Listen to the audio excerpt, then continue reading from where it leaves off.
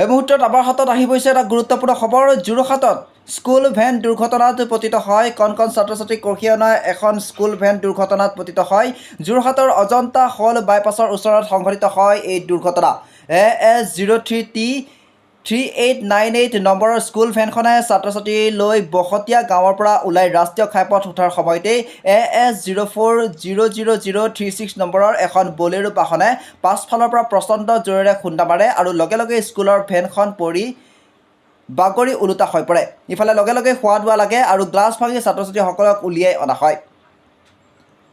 ইফালে এই দুৰ্ঘটনাতে কম বেছি পৰিমাণে আঘাতপ্ৰাপ্ত হৈছে স্কুলীয়া ছাত্ৰ ছাত্ৰীসকল। প্ৰাথমিক চিকিৎসা দি তেওঁলোকৰ আন এখন বাহনেৰে বিদ্যালয়লৈ লৈ যোৱা হয় আৰু যিহেতু তেওঁলোকৰ আজি পৰীক্ষাৰ দিন আছিল।